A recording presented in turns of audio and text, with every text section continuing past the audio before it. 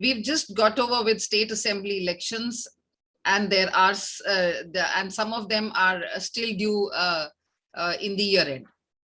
Issues like paid news, election funding, criminalization of politics are challenges faced by our democracy today. And it is high time that we need to address these political and electoral reforms. Association of Democratic Reforms is a democracy watchdog. It has seen 4 Lok Sabha elections, 102 assembly elections, and it's exactly working in this direction, which is the political and economic reforms. Hello and welcome to Nation Talks. It's a Metamorphes initiative, and I'm Preeti Prakash. Metamorphes is a non-profit, non-political, non-religious, voluntary organization fostered by defense veterans, committed to nation building, restoring social values in society, hand-holding people in need, nurturing lost glory of veterans, and thereby contributing positively in whichever ways they can.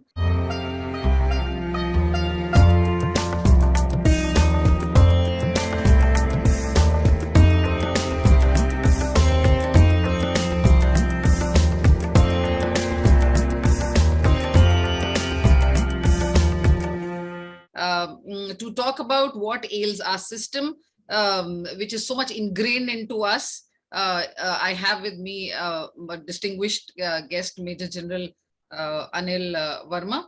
He's the head of Association of Democratic Reforms. Welcome, General Verma, to Nation Talks. Thank you. Good evening. Good evening. It's a pleasure to have you on our on Nation Talks. There's so much to talk about democratic reforms in our country. The system has stagnated for long. Tell us, General Verma, what democratic reforms, according to you, are required by the country, and what's the malice actually in it? I wish to firstly thank Metamorphes for inviting me to speak on this topic. And at the outset, I would like to say that the democratic reforms per se is a very wide spectrum of issues, which involves administrative, judicial, police, and electoral and political reforms. But the area of expertise of ADR is restricted to the electoral and political reforms, so I'll stick to that. Because otherwise, I will not be able to speak on the entire spectrum, which is a huge thing. So let me begin by saying that a lot has happened since our independence, and we have come a long way as far as the democracy goes and the strengthening of the democracy by various means. However, over the last few years, there has been a decline in various parameters which are used for measuring democracy or progress, I would say, in our social system, or improvement in our economic parameters and so on.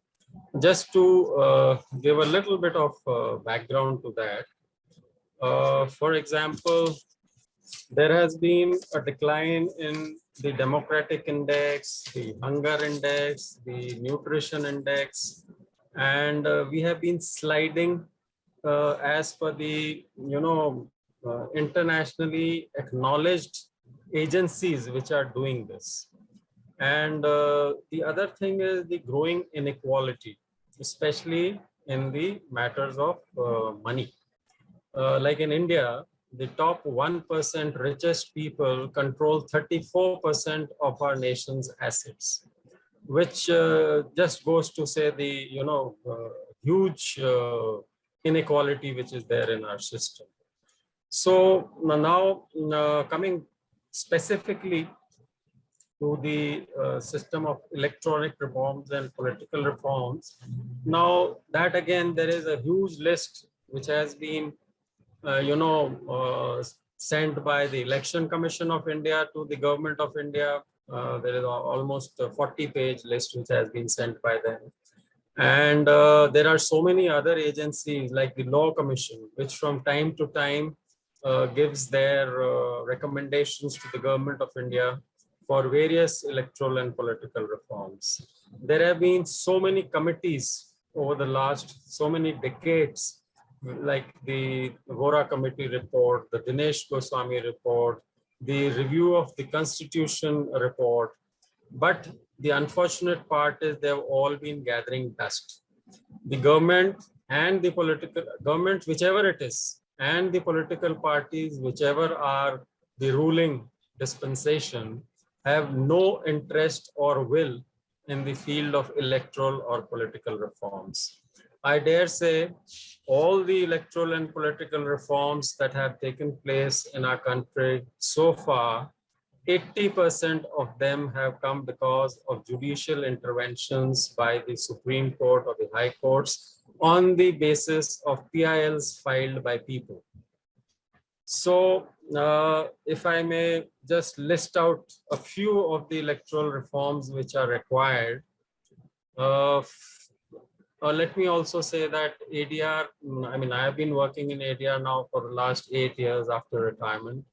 And ADR is an organization which is about 22 years old now. It was started by a group of professors from IIM Ahmedabad who were perturbed at the growing criminality in the electoral system.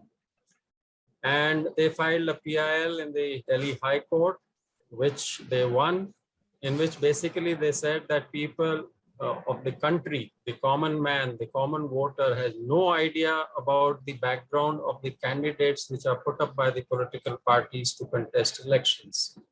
So the matter went to the Supreme Court. All the political parties joined hands and opposed this idea.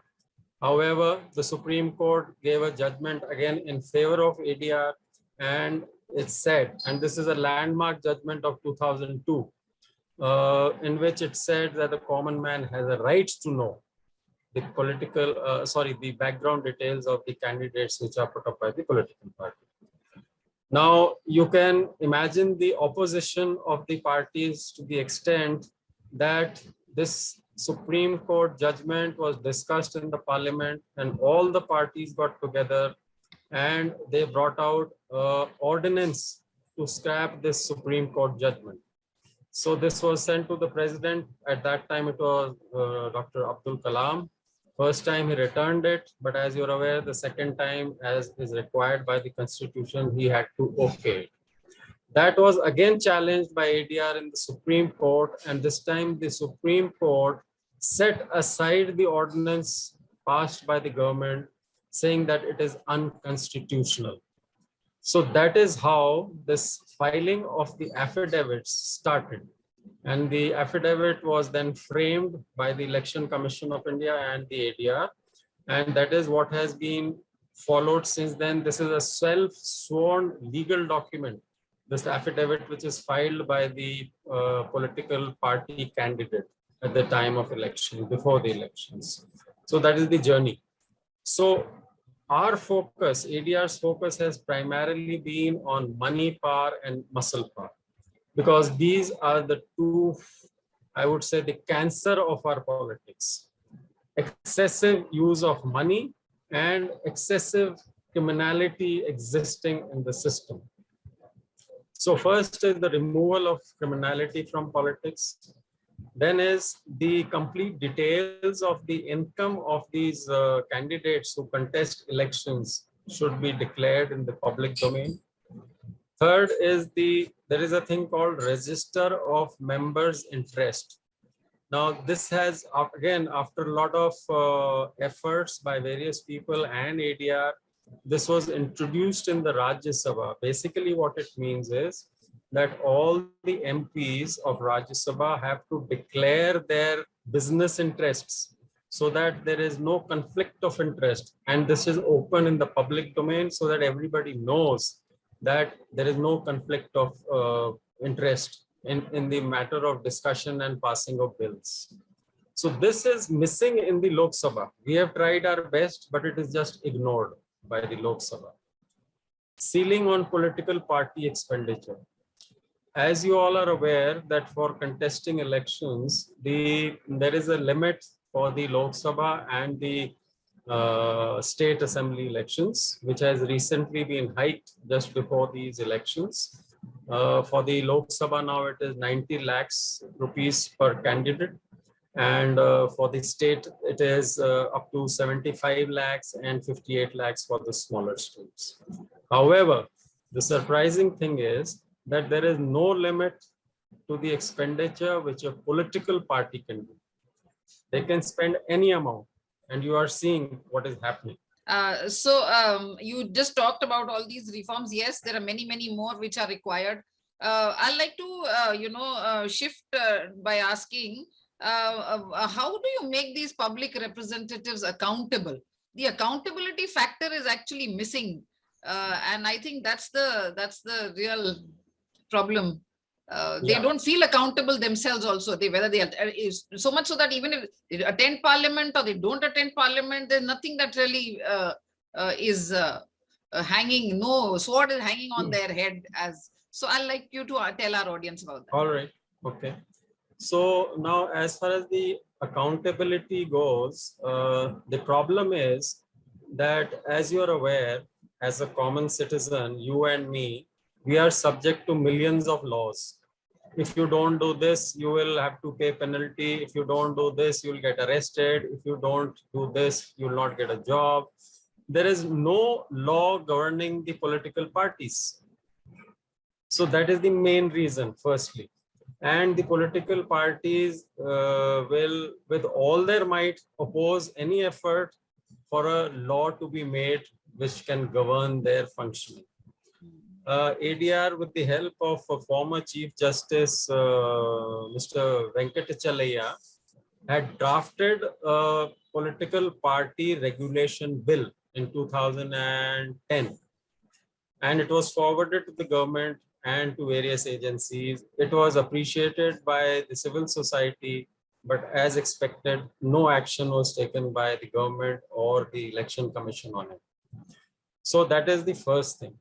The second thing is that the issue of democracy we are talking about, when the political parties do not have any internal democracy in their own functioning, how can you expect them to have democratic values outside, in their functioning in the affairs of the state? So you are seeing what is happening in most of our political parties. They are fiefdoms, they are run by families, there are no elections, people are there for life, they are controlling the purse strings. So, and the biggest drawback is the system of the party whip, which is a law. Any MP or MLA falling out of line is removed from the party's membership. So he or she is forced to do what the political party wants them to do. So now comes the question of accountability. How do you make them accountable? You can make them accountable only if they are subject to certain laws. But the problem is that the regulation of People's Act 1951, which gives, I would say, the details of how the elections should be conducted and, various other things. There are so many loopholes in that. And the political parties make full use of that to wriggle out of issues where they can be held accountable. So therefore, the only way it can be done is by the public or by imposition of certain laws. Now, the courts also are a little hesitant in, imposing different types of laws. For example, if I were to tell you about the criminality only, in all the elections that we have, if I were to just give you the figures, it is a horrendous, every elections, there is an increase of 3 to 5% in the increase in the criminal cases of this thing. Now in 2004, there were 24% MPs with criminal cases in the Lok Sabha. In 2009, it became 30%. In 2014, it became 34%. Now it is 43%. So similarly, the elections which have recently concluded, 45% of the new MLAs have got criminal cases against them. And 29% have got serious criminal cases against them. There are at least 5 MLAs. If I were to give you the rough this thing, there are 6 MLAs with murder cases, 33 with attempt to murder cases, 12 MLAs with crime against women, which includes rape, etc. So if, this is the state of criminality, and the Supreme Court has, so many judgments over the last few years they have given, but there is no effect. So that is why I'm saying, like if I were to just give you the laundry list, March 14, the Supreme Court said all trials should be completed within 1 year. In August 14, Supreme Court said it is the prerogative of the Prime Minister and Chief Minister to not appoint ministers with criminal background. In November 17, 11 special fast-track courts were set up for the trial of politicians. In September 18, the Supreme Court said before the elections, all these politicians or candidates who are contesting must publish their cases of criminality. In February 20,000, they said reasons should also be given why the political parties are giving tickets to people with criminal cases. And nothing happened. In August 21, when somebody filed a PIL that the Supreme Court orders are not being adhered to by the political parties, they imposed penalties on certain political parties for non-compliance of their earlier order. But that was peanuts. 5 lakhs penalty on these political parties is nothing. They are running into thousands of crores of rupees. So what I'm saying is that the only way it can be resolved is with the public becoming aware. And that is what ADR is trying to do, telling the people that this is the state of affairs. Please don't vote on the basis of caste, creed, religion, region, or money or freebies which they give you. See the candidate's background. If you find them unsuitable, don't vote for them. Don't vote for people who are spending too much money. You can be sure, rest assured that he is not going to come back to you after that. He will say, I had given you this much. Now, thank you very much. Don't come to me for anything. So these are the ground level issues which are there, and the involvement of the public is required, because we are very good at making laws, but the implementation is the problem. So like you were saying that it's your job is to make people aware of who they should be, how they should be utilizing the right to vote.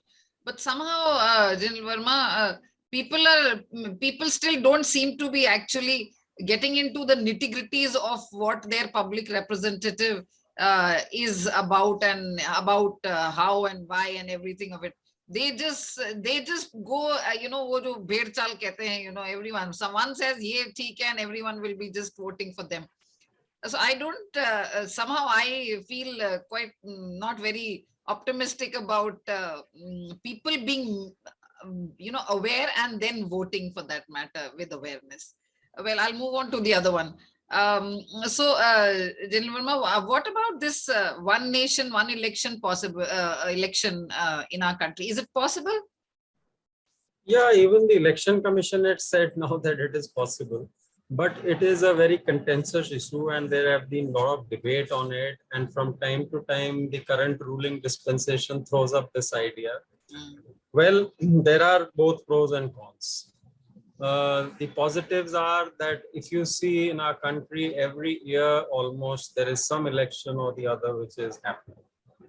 And there is undoubtedly destruction in the affairs.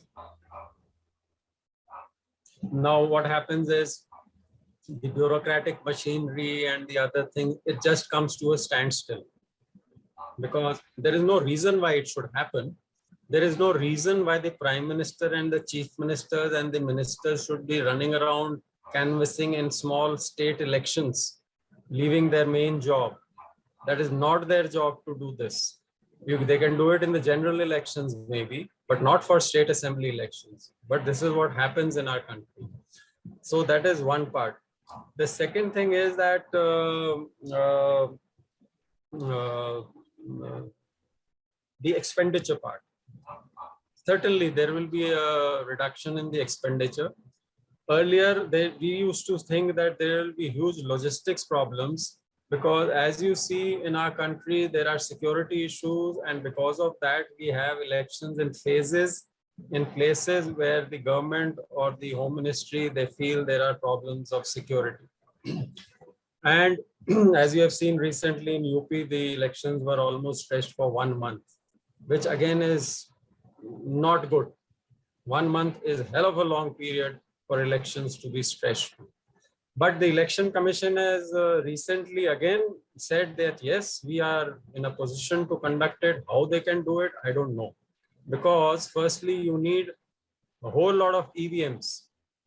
Do they have them or not? VVPATs, do they have them? Security forces, do they have them? Can they be deployed in all the places? We have so many places where security forces have to be deployed. And if they are not deployed, then there'll be mayhem. The other issue which is put up by the civil society is that there have been various surveys carried out by people, and it was found that over the last, let's say 15, 20 years or so, somebody had done a survey. It was found that whenever simultaneous elections are held, even now what is happening is, if you have seen, along with the general election, there are about 5 states whose elections are held. By and large, 65% of the time it was found that the party which is in power at the center also wins the state elections. So the civil society feels that the current dispensation is pushing for this mainly because of that reason. The second reason which is put up by the civil society and other thinkers is that the system of, if you have one nation, one election sort of a thing, it will go against the federalism of the country and against the regional parties. Why? Because now you see some of the regional parties in their respective states are very strong. Yeah. You can take DMK in the south, TMC there, and so many other parties are there. So they feel that they will not benefit by this system. So, it is an open question. It has to be debated more, I feel. Firstly, there has to be consensus amongst the political parties. They themselves don't have any this thing, because all the opposition parties don't want it. We have had seminars on this. Yeah. But somehow the present political dispensation is trying to push it so that Yes. they call it as it's in the interest of the nation, as you said, expenditure and everything, time wasted and everything is less. Yeah. Okay. I'll move on to the other one, General Verma. These electoral bonds have been kept out of the purview of RTI.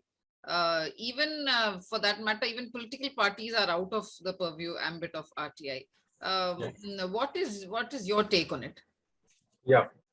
So apart from doing voter awareness campaigns and publishing all these reports that ADR does, we also file PILs in a big way. And we have a number of very important PILs which somehow or the other Supreme Court is not finding time to hear. Whereas the civil society keeps writing articles on it, and various journalists also, that these are the few important PILs on which the Supreme Court must give a hearing, but they're not giving it. One of them is electoral bonds. We had filed a PIL after this scheme was introduced for the scrapping of this scheme. Primarily for the reason that even before the scheme was introduced, when the comments were sought from the Election Commission of India, the Law Commission, everybody said this is not a good idea. For the simple reason what? Of the electoral bonds? Of introducing electoral bonds. Okay. Yes, and it is in writing. It is not that they said it verbally. They had in written told the government of India. Anyway, in spite of all that, they pushed it through because they wanted it. The biggest thing, what they the drawback is the anonymity factor. In the electoral bonds, the identity of the donors is not disclosed. And if I were to give you the figures from March 2018, after this scheme was introduced, till January 2022, 17,488 electoral bonds have been sold, and they are worth 9,208 crores. Now, that is not a small amount. That is a huge amount. And I would not hesitate to give a guess that about 80% of this has gone to the current ruling dispensation. So the point is, whichever political party is in power will benefit by this scheme, because as in our country, we have seen that the corporates back the winning party. Simple as that. Now, what they did when they introduced this system was that they amended all the acts, the RBI Act, the Income Tax Act, the FCRA, and everything, and all the checks and balances which were there earlier were removed. You see, now you don't know where this money is coming from. They say that this was introduced to enhance transparency, whereas we are saying this is enhancing opacity. They are saying this is through the banks, so everything is digital. We are saying, how do you know who's giving this money in the banks? Is it a system of converting black into white? Is it a legalized way of black money being converted into white? Is it a legalized way of foreign money coming into our system and affecting the political parties? We don't know. Nobody knows. So these are the major issues, which are against the electoral bonds. Now, coming to the point of political parties under RTI. This again was a ADR initiative.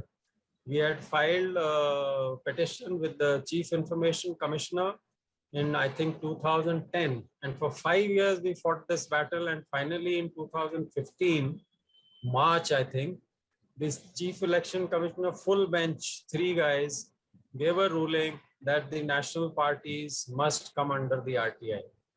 You will be horrified to know that not only have the political parties not implemented this, they have not bothered to do anything about it. And nobody has done anything. The CIC is a quasi-judicial constitutional authority. Its orders are akin to the High Court. If you do not agree or this thing, you can go to the High Court to challenge that order. Nobody has done anything.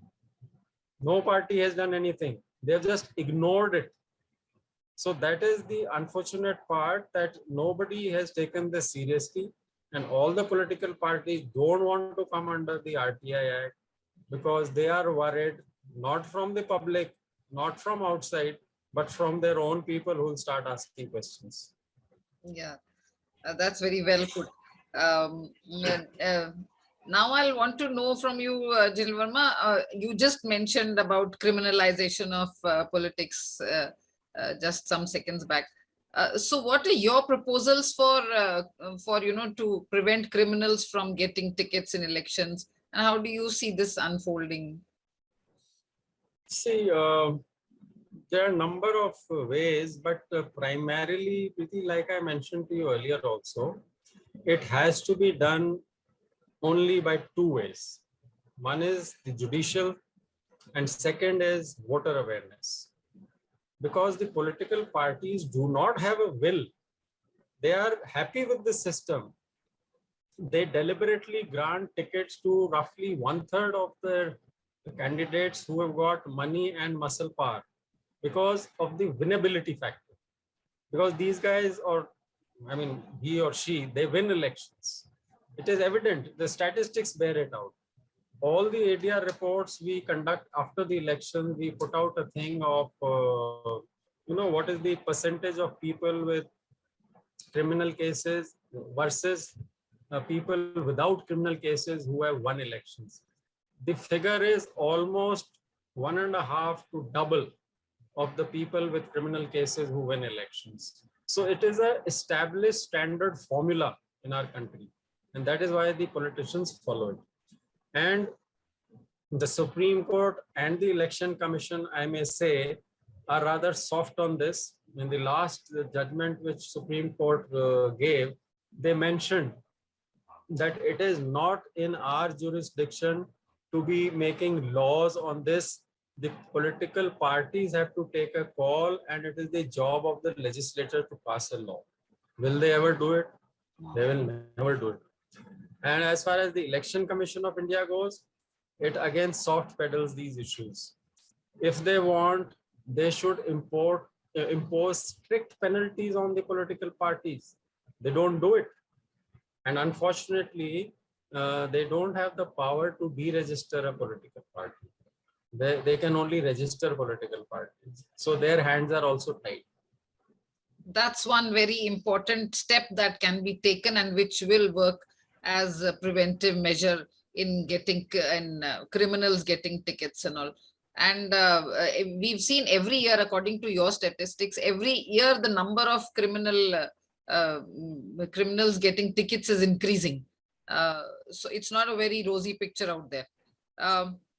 General Verma, don't you think there should be a minimum qualification for a public rep like MLA, MP, or a councillor, which we really don't have in our country? Every other profession requires a minimum qualification, but as public reps, politicians, you don't really require any qualification for that. And shouldn't it be performance based? Yeah, that's an interesting topic, and a lot of people, and there's been a lot of discussion and debate on it. But again, there are two views to it. And incidentally, from the point of view of, some mandatory qualification for the politicians, nothing is applicable to them. For a peon's job, you need police verification. You won't get a job if you have some case pending against you. And you have here guys getting elected from jails. Even now, somebody's got elected, you are aware, from UP. Yeah. So that part, as far as the educational qualification goes, certain parties, again, one of the national parties and all, they have mooted this thing, and they tried it in the panchayat elections. They said that, okay, for the sarpanch, he should be 10th pass or something like that, and for so and so it should be 12th pass, and they should not have more than 3 children, and so forth. But there was a big hue and cry raised. So the simple thing is that the constitution does not lay down any restriction. Any citizen of the country who's 25 years and above of sane mind can contest elections. So you cannot lay down this thing. And if you want statistics, as of now, amongst the MLAs, there are MPs. There are 11% MPs who are only 10th pass, up to 10th pass. I mean, there are guys who are 8th pass, 5th pass also. And amongst the MLAs, there are 19% MLAs who are below 10th and below. So now they say, look, we have to make policies. We are not supposed to be having this thing, So there is some merit in that also. If you recall, there was a famous leader of Congress called Kamraj. He was illiterate, but he's the guy who's famous for the Kamraj plan. So all said and done, you cannot say that educational, this thing should be, we people, especially the city types, we feel, no, it is important, and all that. But you see, it is important, undoubtedly, because what happens is, if you are not clear yourself, then you are highly dependent on your bureaucrats to, brief you, advise you, and do the things. But I feel, and as is most of the civil society also feels, this criteria of minimum education should not be there. Should not be there, you say? Yes, should not, minimum qualification should not be there. No, because it's not given in the constitution. That's and secondly, it is not necessary. If again I were to tell you statistics, we have done this study also. It is not necessary that people who are highly educated are less corrupt or less criminal cases. They are equally bad. Yeah, okay. But these okay, now election commission is considered, more since quite a long time. Election commission comes out as a tool of the government of the day, and they say it really doesn't have teeth. Do you think it can somehow be immune to the government control? Has ADR recommended anything about that? Yeah, we recommended a lot of things, but primary amongst them is that firstly, let me correct that perception. It is not that it's a tool of the government. Election Commission of India has been functioning fairly well. It is only the last few years that people of certain types have been elected or posted. But prior to that, it was functioning pretty well. And Will you like to it call has, people being placed there?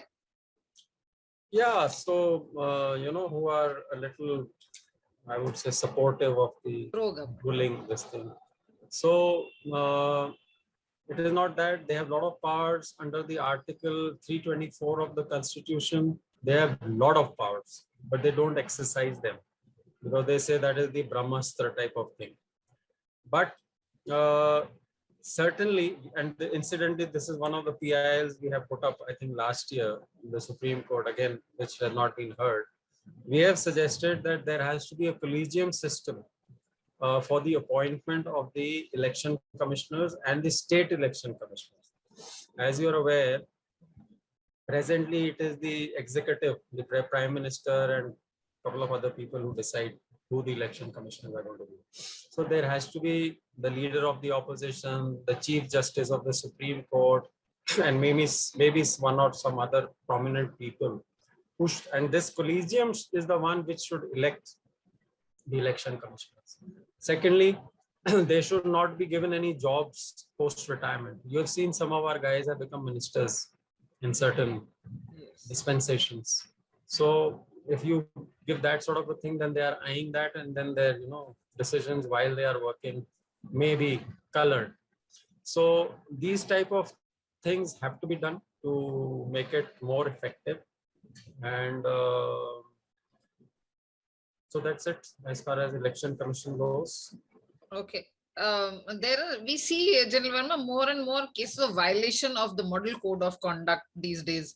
Particularly in the matter of hate speech, every election we find a lot of hate. This election also in UP, we found a lot of people indulging in hate speeches during rallies. How can these be made more accountable? See, one is there has to be the Election Commission of India has to be more assertive. They have to be more firm. They cannot, they are, I have interacted with so many of them and they say that, okay, we give a notice and, the person is asked to reply within 24 hours. And once that reply is given, and that's the end of the matter. But that is not the way it should be. Unless you take some stringent action against that particular candidate or the political party, it carries on. So that is why you find these violations of hate speech, giving, interviews and holding rallies in that prohibited period of 48 hours before the polling. It has happened. Even giving out doles for that matter. Clandestinely, you see, parties are seen going to people and giving out. Yeah, that freebies thing again. There are so many Supreme Court judgments on that. But unfortunately, like I said, we make very good laws, but implementation is the issue. Because Election Commission has observers, they are supposed to be watching all this, but they cannot humanly catch each and every person. They have started the C-Vigil app, which anybody can take a picture and then send it to them, and that identity is not disclosed and all that sort of thing. But the freebies thing is still carrying on.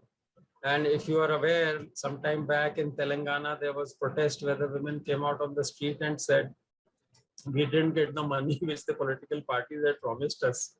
Yeah. So that is the state of affairs.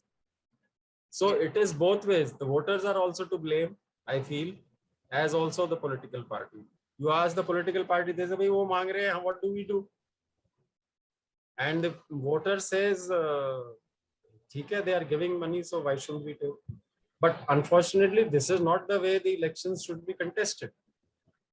So a very strict this thing is required from the election commission and the administration, the police, in this, and all this is done, let me tell you, in the last 24 hours to 48 hours of the election, the polling.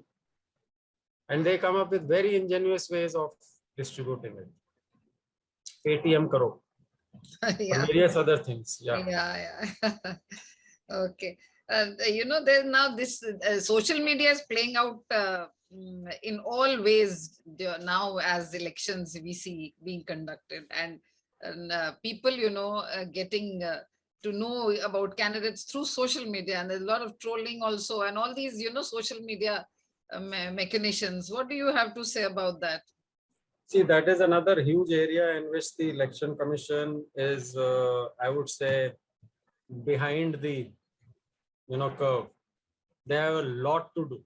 There are a lot of institutions which are working on this, which have given so many suggestions to the election commission for implementation. Because this social media, especially the WhatsApp university, is playing havoc with our system.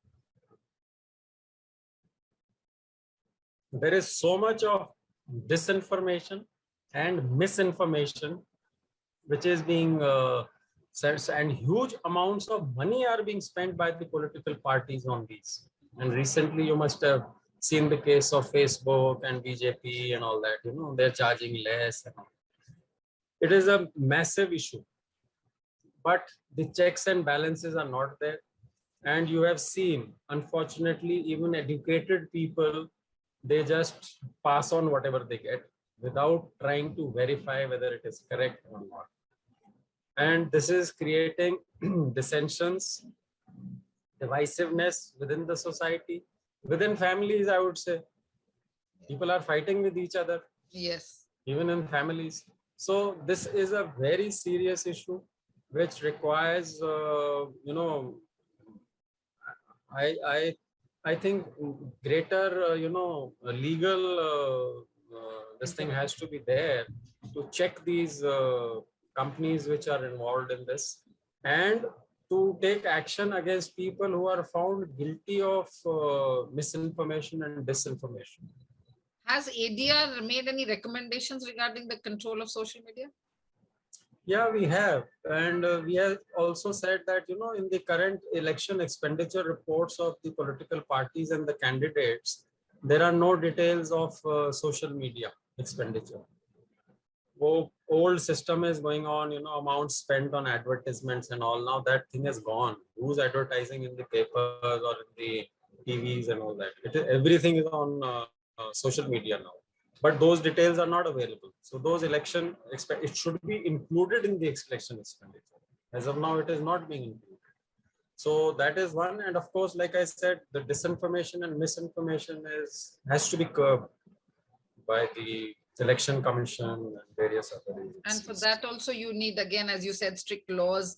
Yes. Maybe the IT certain amount of things have been done. has to come in. Yeah, certain amount of things have been done, but they're not enough. Although the government has the dispensation does run after media and press and others, as we've seen lately, but social media is one place where they haven't been able to actually make strides, and I think that really needs a lot of work to bring in checks and balances on social media. About the increasing assets of politicians, I'm sure there are cases, lots and lots of cases where you've seen year after year, election after election, you see the assets increasing. So we always, of course, one of the parts of the reports which we publish on candidates as well as the winners is the number of crore-patis which are there, which are elected, or the candidates which are there. For example, in the current elections, if I were to tell you, amongst the winners, in UP, there 91% crore-patis, Punjab 74%, Goa 98%, Uttarakhand 83%, Manipur 80%. And amongst the MPs, current MPs, 88%, and overall percentage of all India MLAs is 78% crore-patis. Now, crore, a lot of people say crore kya hai aajkal, to nothing, or but the fact is, in a country where 39% of the people are below poverty line, crore is a hell of a lot. So if this is a type of people you are electing, so that is what I come back to my introductory remarks. I said money, power, and muscle power. So if you have politicians who are rolling in money, and of course, nobody is decrying them of that, but another report which we put out from time to time is the assets increase of the recontesting MLAs and MPs. And we generally find that the dispensation which has been being par, their MLAs and MPs assets increase many folds. Of course, some is normal, increase in your assets like your property and other things, but even otherwise. So nobody is investigating it. Nobody is checking how this is happening. And the income tax returns and all which they submit, nobody scrutinizes that. The income details which they put out in their affidavits, nobody scrutinizes that.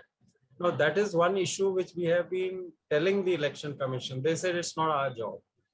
We are there to just, so what is the point of the affidavit? It is just submitted and nobody is scrutinizing it. When we asked the income tax department, they said, oh, we can't scrutinize all the politicians, this thing, and why should we? We are not supposed to do it. It is not in our charter. It is only when people go to court and then specific instances are there, then the court asks for, like once the ADR was asked by the court, please give us these details, and we sent the details to them as per the statistics which are available. So a larger scrutiny is required of these assets and in which they submit, because they are public, they are in the public domain. Everything should be known to the public. So, what comes out here is that we surely need stricter laws. We surely need the Election Commission to be working on stricter laws and seeing how to implement them, because without them, as you're saying, things will remain as they are. But So other they're than deteriorating, they're getting worse. stagnate, it is already stagnated and it is just deteriorating. So our democracy, that means is actually not, will you call it in danger kind of thing? We're going to live like this only, I think.